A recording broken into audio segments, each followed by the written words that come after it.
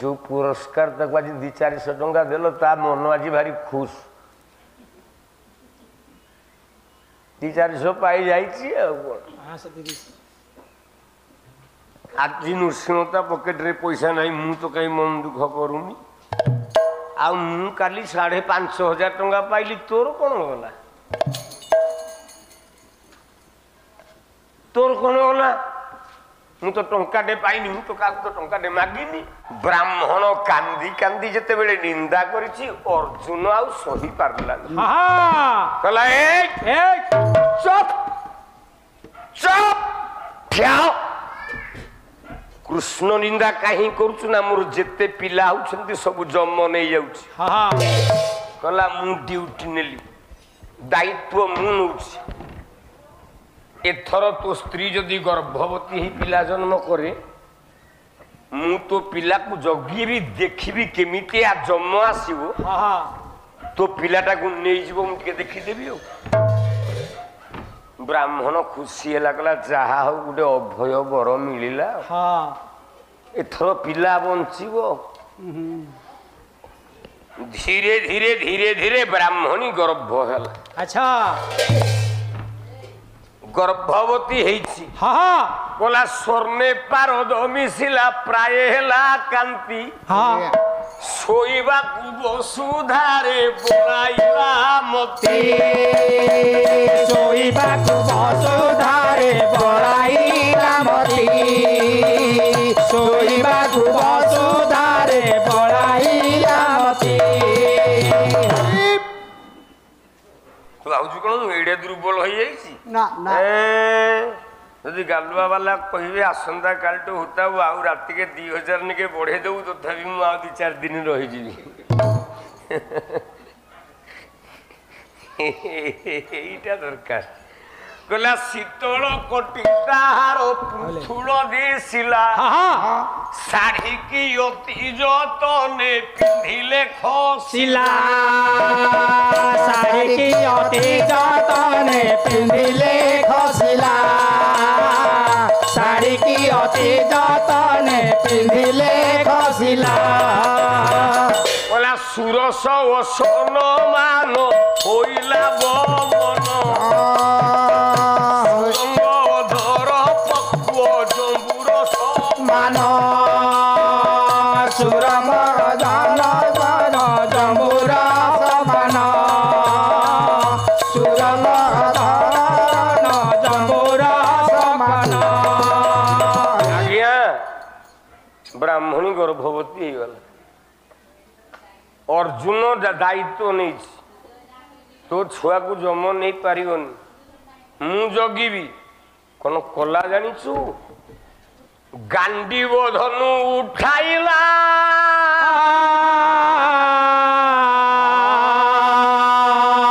शेषे वीर अर्जुन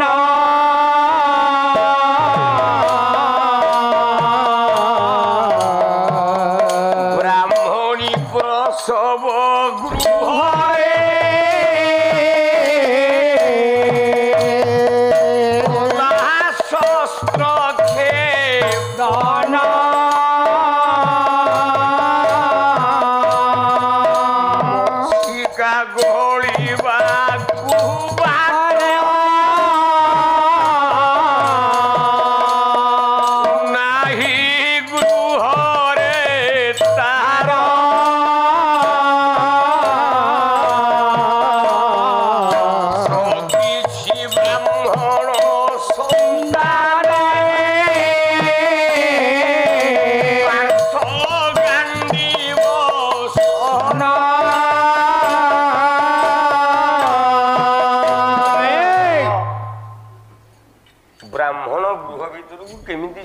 पशि पार अर्जुन धोइला गांडीव धनुटा बजेला सर ब्राह्मण घर भीतरटा केवल सर छाउनी कर आज्ञा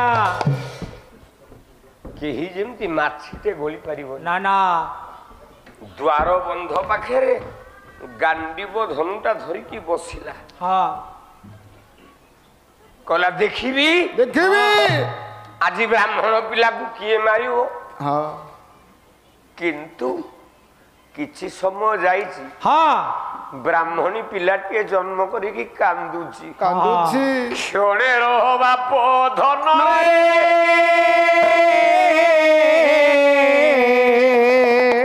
ଯାଉନ ଶୋଇବ ତମକୁ ନିଦ ଆସୁନାହିଁ ମୁଁ ଯାହା ଗାଇବି କପି କରିକି ଆର ପାଲାରେ ଅନ୍ୟ ଗାୟକ ପାଖରେ ଗାଇବ ଆଉ କଣ ଯା ଶୋଇବ ଯା ପାଲା ଗାଇବାକୁ ଆଇଛ କ୍ଷଣେ ରହ ବାପ ଧନ ନେତ୍ର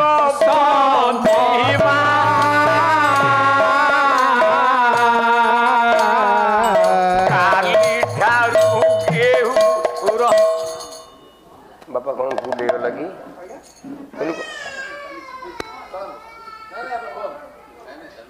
କଣ ଭୁଲ ପାଲା ହଉଛି ସାଂସ୍କୃତିକ ପରିବେଶ ଏଠି ଆପଣଙ୍କୁ ସିଏ ସମାଲୋଚନା ଏମିତି କରିବା ଥର କି ଆପଣ ତାଙ୍କୁ ଏଭଳି ସମର୍ଥନ କରିବା ଆମେ ଏଇଟା ଶିଖିବା ସଭାମଞ୍ଚ ନାରାୟଣଙ୍କ ମଞ୍ଚ ହେଲା ସଂସ୍କୃତି ସମ୍ପର୍କ ଏଠି ପରସ୍ପରକୁ ଗାଳି ଗୁଣ ତ କଣ ବେଳେ ବେଳେ ସଂସ୍କାର ଥାଇକି ମାନେ ଇଏ କାବ୍ୟ ଆଲୋଚନା କରେ ଏଇଟା ସୁନ୍ଦର ଲାଗେ ମୁଁ ଆପଣଙ୍କୁ ଆଗ ନମସ୍କାରଟି କରୁଛି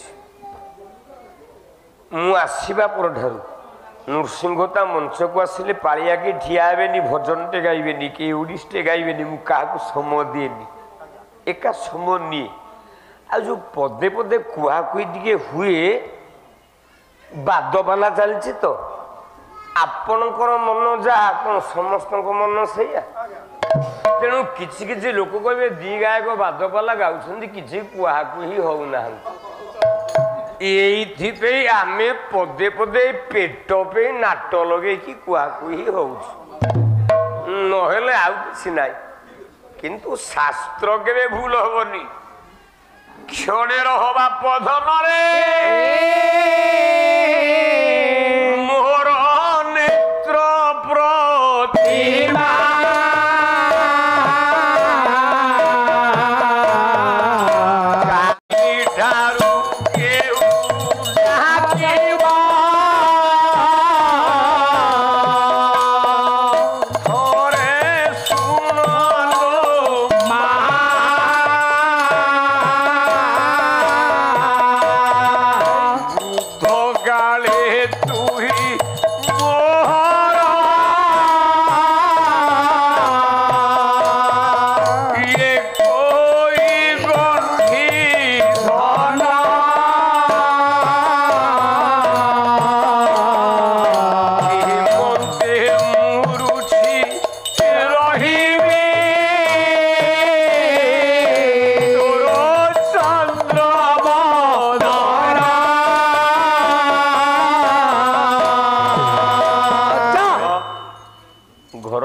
କାନ୍ଦଣା ଶୁଭିଲା ବ୍ରାହ୍ମଣୀ କାନ୍ଦିଲା କହିଲା ଧନ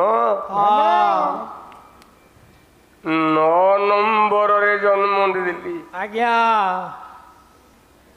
8 ନମ୍ବର ପୁଅ ମରି ଯାଇଥିଲା କଥା ଦେଇଥିଲା କୃଷ୍ଣ କଥା ଦେଇଛି ଅର୍ଜୁନ ଜଗିକି ବସିଛି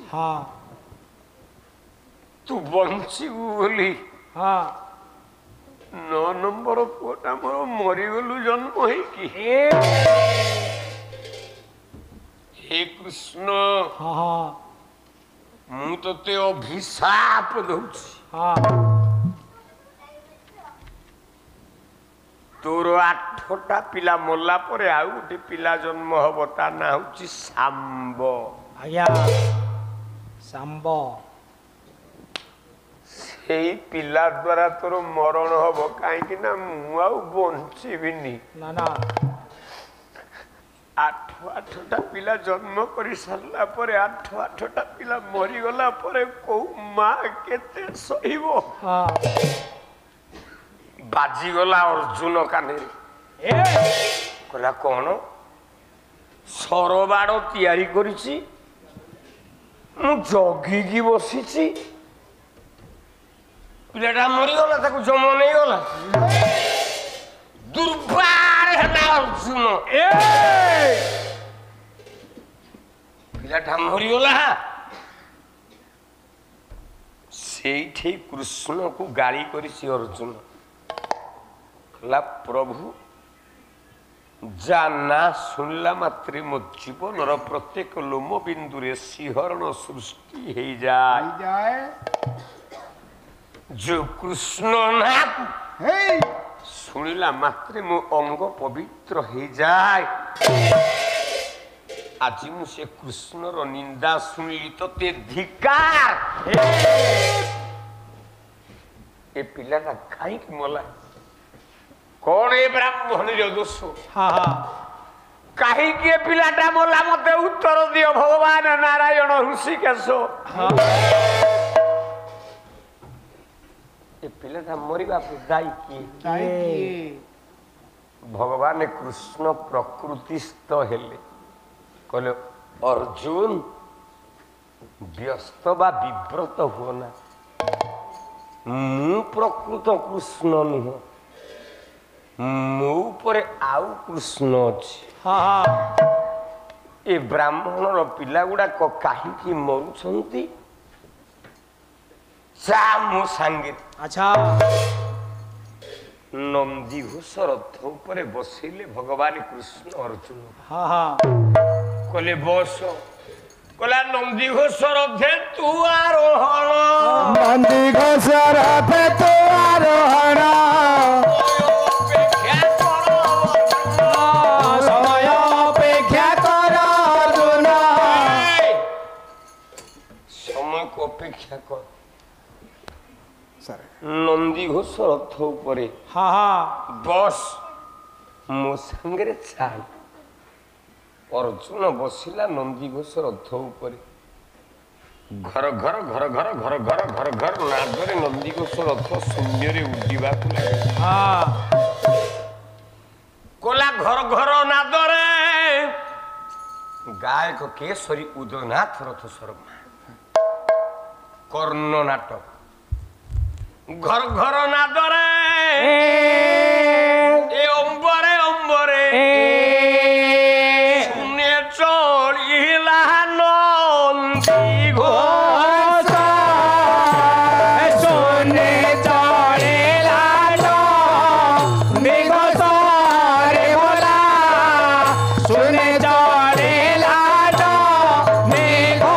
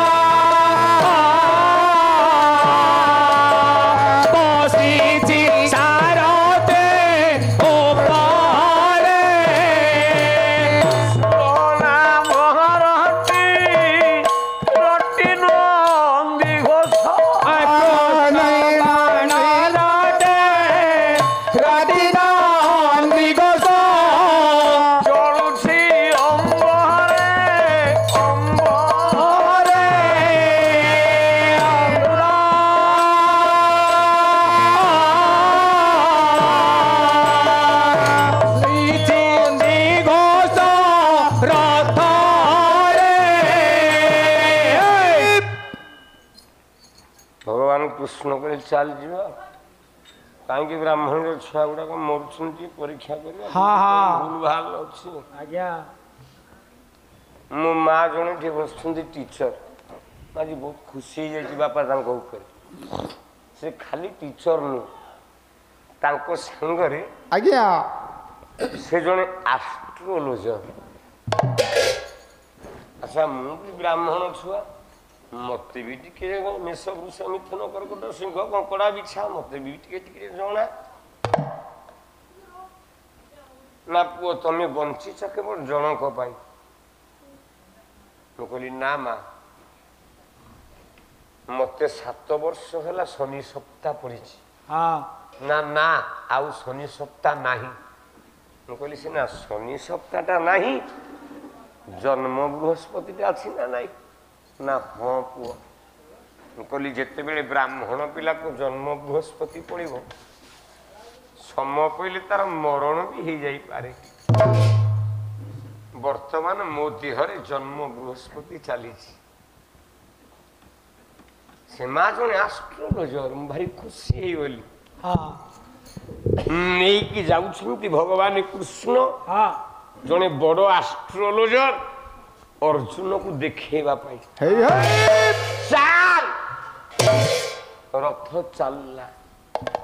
କେମିତି କେମିତି କଲା ପ୍ରକଟ ଚକ୍ର କାଟା କାଟା ରାତାରେ ଅମ୍ବରେ ଅମ୍ବରେ ଆହା ଅମରେ ଅମରେ ଆହା ଅମରେ ଅମରେ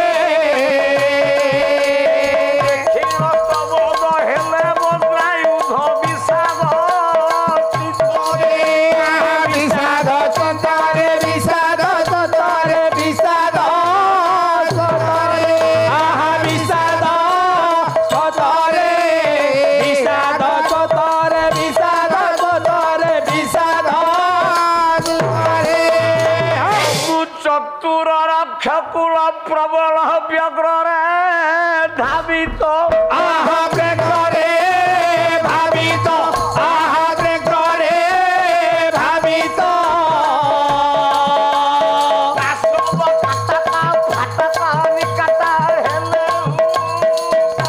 তো হেলে উপগত হেলে উপগত হেলে উপগত আহা হেলে উপগত হেলে উপগত হেলে উপগত হেলে উপগত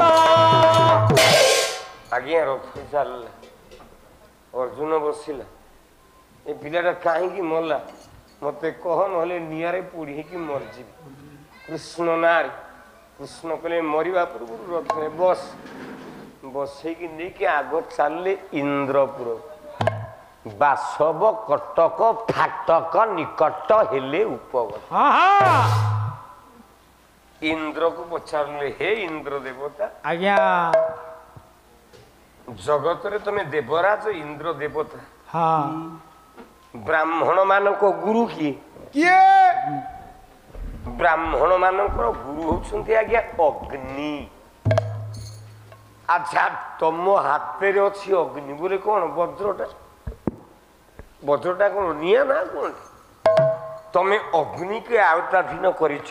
ହଁ ଏ ବ୍ରାହ୍ମଣ ଛୁଆଟା ମରିବା କାରଣ କଣ? କାହିଁକି ମରୁଛନ୍ତି? ଟିକେ ଉତ୍ତର ଦିଅ। ଆଚ୍ଛା ଇନ୍ଦ୍ର ପଚାରିଲେ, ହେ ବଜ୍ର, ହଁ ହଁ ହେ ବଜ୍ର, ହଁ ଉତ୍ତର ଦିଅ କାହିଁକି ବ୍ରାହ୍ମଣ ପିଲା ମରୁଛନ୍ତି? ନା ମୁଁ କହିପାରିବିନି। ନା ନା କଣ ହବ ଏଠୁ? ବଜ୍ର ତ ମନା କରିଦେଲା, କହିଲା ମୁଁ କହିପାରିବିନି କାହିଁକି ବ୍ରାହ୍ମଣ ପିଲା ମରୁଛି। ନା ନା ନା ନା ହବ କଣ? କଣ ହବ? ଏ ବିଶ୍ୱର ସମାଧାନ ଆମେ ପାଇବା କେମିତି? କେମିତି? କୋଉଠୁ ଆସିବ? ପଚାରିଲେ କହିଲେ, ଯଦି ତୁ ନ କହିପାରିବୁ ଆଉ ଜଣକ ଜିଭରୁ ଖାଲି ନିଆଁ ବାହାରୁଛି, ହଁ ହଁ ତା ପାହାକୁ ଯା। ନା କା ଜିଭରୁ ନିଆଁ ବାହାରୁଛି? ନା ଗୋଟେ ନାଗ ସାପ। ସେ ନାଗ ସାପର ନାଁ ହଉଛି ଅନନ୍ତ ନାଗ। ସେଇ ଅନନ୍ତ ନାଗ ପାଖକୁ ଯା। ଚାଲିଲେ ଗଲାବେଳେ ନାଗ ସାପଟା ଶୋଇଛି, ତା ଉପରେ ଆଉ ଜଣେ ଶୋଇଛି। ନାଗ ସାପଟା ଶୋଇଛି ଆଜ୍ଞା ଚକ୍ରାକାରରେ ଶୋଇଯାଇଛି, ତା ଉପରେ ଜଣେ ଶୋଇଛି। ସେ କିଏ? କିଏ? ଯଦୁମଣି ମହାପାତ୍ର, ପ୍ରବନ୍ଧ ପୂର୍ଣ୍ଣଚନ୍ଦ୍ର। ଆଉ ବୋଧେ କହିଲେ, ମୁଁ ଭଜନ ଗାଇବା ଗାୟକ ନୁହଁ। ମଞ୍ଚ ଉପରକୁ ଆସିକି ଯୋଉ 2 ଘଣ୍ଟା ସମୟ ନେଲ ଖାଲି ଭଜନ, ତମକୁ ଯଦୁମଣି ସାହିତ୍ୟ ମିଳିଲାନି, ଭଞ୍ଜ ସାହିତ୍ୟ ମିଳିଲାନି, ଗଙ୍ଗାଧର ମେହେର ସାହିତ୍ୟ ମିଳିଲାନି, ରାଧାନାଥ ସାହିତ୍ୟ ମିଳିଲାନି, ବଳଭଦ୍ର ସାହିତ୍ୟ ମିଳିଲାନି। ନା କମୁଛ ମୁଁ ସନାତନ ଦାସ ବଡ ଗାୟକ। ଖରାପ ଭାବିବେନି ଆଜ୍ଞା, ମଜାରେ କଥା, ଟିକେ ଲୋକମାନଙ୍କୁ ଖୁସି ଦେବା ପାଇଁ। ନହେଲେ ଏ ପଦଟା ନ କହିଦେଲେ କଣ ମୋ ପାଲା ଚାଲିବନି, ମୁଁ ଗାଇପାରିବିନି। କହିଲା ମଧୁପର ପଦ ଅନନ୍ତ ସେ ଯେ ମଧୁକର ପଦ ଅନନ୍ତ ସେ ଯେ ମଧୁପର ପଦ ଅନନ୍ତ ସେ ଯେ ମଧୁକର ପଦ ଅନନ୍ତ ସେ ଯେ ପଦ୍ମାକରର ମଣ୍ଡନ ଦାସର ଯେ ପଦ୍ମହର ଅନନ୍ତ ସେ ଯେ ହଂସ ମତରେ ଜାଣି ଏହି ମୂଳ ହଂସରେ ଗାଳି ଏହି ମୂଳ ତାର କବଳେ ବନ୍ଦୀ ତାନ୍ତି ଧ୍ୱଜ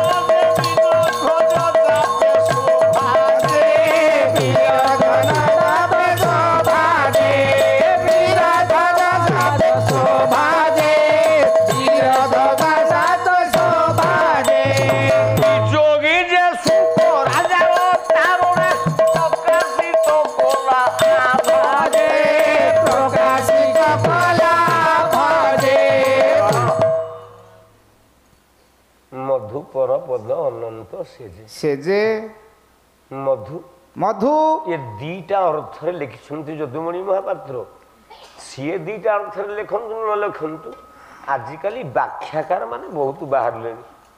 ଯେମିତି ଉପେନ୍ଦ୍ର ଭଞ୍ଜ ସାହିତ୍ୟକୁ ଗୌରୀ କୁମାର ବ୍ରହ୍ମା 14 ପ୍ରକାର ଅର୍ଥ କରିଦେଲେ। ଭଞ୍ଜ କଣ 14 ପ୍ରକାର ଅର୍ଥରେ ଲେଖିଥିଲେ? ତେଣୁ ବ୍ୟାଖ୍ୟାକାର ମାନେ ନିଜର ମସ୍ତିଷ୍କକୁ ପ୍ରୟୋଗ କରି ଜଣେ ଜଣେ କବିଙ୍କର ଗୋଟିଏ ଗୋଟିଏ ଗାଥା ବା ଗୋଟିଏ ଗୋଟିଏ କଥାକୁ 5 ପ୍ରକାର ଅର୍ଥ କରିପାରନ୍ତି। ଜଗତର କେବଳ ଏତିକି ଆପଣ ଜାଣନ୍ତୁ, ଜଗତର ମୂଳ ହଉଛି ଜଣେ, ତାରିଠୁ ସମସ୍ତେ ସୃଷ୍ଟି। ଓଡ଼ିଆ ଭାଗବତ ଜଗନ୍ନାଥ ଦାସ କଣ କହିଲେ? ତୃତୀୟ ସ୍କନ୍ଦ 11 ଅଧ୍ୟାୟ 71 ନମ୍ବର ପେଜ। ଏତିକି କହିଦେବ ଶୁଣା ଦାସ, ଗୋଟେ ବହି ନା ଏତିକି ପୃଷ୍ଠା, ଏଇ ବହି, ଏଇ କବି, ଏଇ ଧାଡ଼ି କହିଦେବ। କହିଲା ପ୍ରଳୟ ଜଳଧୀର ମଧ୍ୟରେ ଅନନ୍ତ ଶୟନ ଆନନ୍ଦେ ଅନନ୍ତ ଶୟନ ଆନନ୍ଦେ ଅନନ୍ତ ଶୟନ ଆନନ୍ଦେ ଜଳେ ଶୋଇଲେ ଭଗବାନ ସେ ଆତ୍ମା ଶକ୍ତିରେ ଅଧୀନ ସେ ଆତ୍ମା ଚପିଲେ ଅଧୀନ ସେ ଆତ୍ମା ଚପିଲେ ଅଧୀନ ଶୋଇଲେ ଏକ ରୂପ ହୋଇ ସଙ୍ଗେ ସଙ୍ଗତ କେହି ନାହିଁ ସଙ୍ଗେ ସଂଗତ କେହି ନାହିଁ ସଙ୍ଗେ ସଂଗତ କେହି ନାହିଁ। କାଲି କଥା ପ୍ରସଙ୍ଗରେ ମୁଁ କହିଥିଲି ଜଗନ୍ନାଥ ସଂସ୍କୃତି ଭିତରେ ପାଲାବାଲା କହିଲେ ନାଇଁ ସୁଭଦ୍ରା ଜଗନ୍ନାଥର ଝିଅ। ମୁଁ କହିଲି ହଁ ହେଇଥିବ, କୋଉ ବହିରେ ଲେଖା ହେଇଥିବ। ଆଉ କଣ ଗୋଟେ ଗାୟକ ମିଛ କଥା କହିବ? ସକାଳୁ ଉଠିଲି, ଏଇ ପିଲାମାନେ ବସିଥାନ୍ତି, ଯାଇକି ତାସ୍ ଖେଳିଲୁ, 2 ଗାୟକ ଯାକ ସାଙ୍ଗ ହେଇକି ମିଶି। ମୁଁ କହିଲି ଆଲୋ ଭାଇ ନା ନା କ'ଣ? ମୁଁ କହିଲି ସୁଭଦ୍ରା କେମିତି ଜଗନ୍ନାଥର ଝିଅ, ଟିକେ ପ୍ରମାଣଟା ଦେଲୁ। କହିଲା ଆରେ ମତେ ଗୁଡ଼ାକ ଆଇଛି, ମୁଁ କହୁ କହୁ କହିଦେଇଛି। ଯେଉଁ ପୁରସ୍କାର ତାକୁ ଆଜି 200-400 ଟଙ୍କା ଦେଲ, ତା ମନ ଆଜି ଭାରି ଖୁସ। 200-400 ପାଇ ଯାଇଛି ଆଉ କ'ଣ। ଆଜି ନୃସିଂହ ତା ପକେଟରେ ପଇସା ନାହିଁ, ମୁଁ ତ କାହିଁ ମନ ଦୁଃଖ କରୁନି। ଆଉ ମୁଁ କାଲି 5,500 ଟଙ୍କା ପାଇଲି, ତୋର କ'ଣ ଗଲା? ତୋର କ'ଣ ଗଲା? ମୁଁ ତ ଟଙ୍କାଟେ ପାଇନି, ମୁଁ ତ କାହାକୁ ତ ଟଙ୍କାଟେ ମାଗିନି, କିନ୍ତୁ ଉତ୍ତରଟା ଦେଲୁନି। ଆଉ ବିନା ଉତ୍ତରରେ ଯେକୌଣସି ଗାୟକ ମଞ୍ଚପୁରକୁ ଆପଣ ଡାକିଛନ୍ତି ମୋତେ, ପାଲା ଜାଣିଥାଏ କି ନ ଜାଣିଥାଏ, ମଞ୍ଚ ଉପରେ ଠିଆ ହେଇକି 2 ଘଣ୍ଟା ସମୟ ବିତେଇ ଦେଲେ ହଁ ଆମେ ଗୋଟେ ଗାୟକକୁ ଡାକିଛୁ, ଟାଇମ ପାସ୍ ହେଇଗଲା, ତାକୁ ପଇସା ଦେଇକି ବିଦା କର। କିନ୍ତୁ ମୋ ଯୋଉ ସୁଦର୍ଶନ ବାପା ବସୁଛନ୍ତି, ତାଙ୍କ ସମୟରେ ଯୋଉ ଗାୟକ ବିଷୟ ଆରମ୍ଭ କରୁଥିଲା, ତାପରେ ଯଦି ଗାୟକ ସେଇ ବିଷୟକୁ ନ ଧରୁଥିଲା, ତା ପରଦିନ ଗଣ୍ଠିଲି ବାନ୍ଧିକି ଘରକୁ ଯାଉଥିଲା। ମତେ କାଲି ଅନୁଷ୍ଠାନ କହିଲା ଇନ୍ଦ୍ରଜିତ ବଧ ହବ, ମୁଁ କହିଲି ହଁ ହବ। ଆଜି ବର୍ଷା ଘରେ ପୁଣି 20 ଲୋକ ଯାଇକି ପହଞ୍ଚିଲେ, କହିଲେ ସାର୍ କାଲି ଅଭିମନ୍ୟୁ ବଧ। ମୁଁ କହିଲି ମୁଁ କଣ ଠିକା ନେଇଛି? ମୋ ମା ବସିଥିଲା। ମୁଁ କହିଲି ମୁଁ କଣ ଠିକା ନେଇଛି? ମତେ ଅଭିମନ୍ୟୁ ବଧ ଆସିନି, ଆର ଗାଈକୁ କହିବ କରିବ। ତଥାପି କହିଲି ହଁ ହବ ଅଭିମନ୍ୟୁ ବଧ। କଥା ଦଉଛି ଉଦୟନାଥ ରଥ ଶର୍ମା ସାହିତ୍ୟର ପ୍ରାଞ୍ଜଳ ଭାବରେ। ମୁଁ କାଲି ଅଭିମନ୍ୟୁ ବଧ ଗାଇବି ଆଜିଠୁ ଘୋଷଣା କରିକି ଯାଉଛି, ଯେହେତୁ 20 ଲୋକ ମତେ ବର୍ଷା ଘରେ କହିଛନ୍ତି। ଆଉ ପ୍ରଥମ ଥାକରେ ପାଲା ଗାଉଛ, 20ଟା ଲୋକ ବସେଇ ପାରୁନ, ନିଜକୁ ବଡ ଦେଖି ଯାଉଛ। ହଁ ବାପା କାଲି ଗାଇବି ଅଭିମନ୍ୟୁ ବଧ। ଗାୟକ କେଶରୀ ଉଦୟନାଥ ରଥ ଶର୍ମା ସାହିତ୍ୟ ଗୋଟାକ ଯାକ କାଲି ଗାଇବି, ଟିକିଏ ଭୁଲ ହବନି। ତାହେଲେ ସଜନ ବର୍ଗେ ହଁ ଭାଇନା ଯିବା ସମୟ ତ ହେଇଗଲାଣି, ମତେ ବି କଷ୍ଟ, ମୋ ଶରୀର ଭଙ୍ଗା ଦେହ, ଦିଟା ବେଲ୍ଟ ଅଣ୍ଟାରେ ପିନ୍ଧୁଛି, ଠିଆ ହେବାକୁ ଇଚ୍ଛା ନାହିଁ। ମୋ ବାପାକୁ ମୁଁ 10 ଥର କହିଲିଣି ମତେ ବିଦା କରିଦେ, ମୁଁ ଚଳଚଞ୍ଚଳ ଗାୟକଟା, ମୁଁ ଠିଆ ହେବା ଲୋକ ନୁହଁ।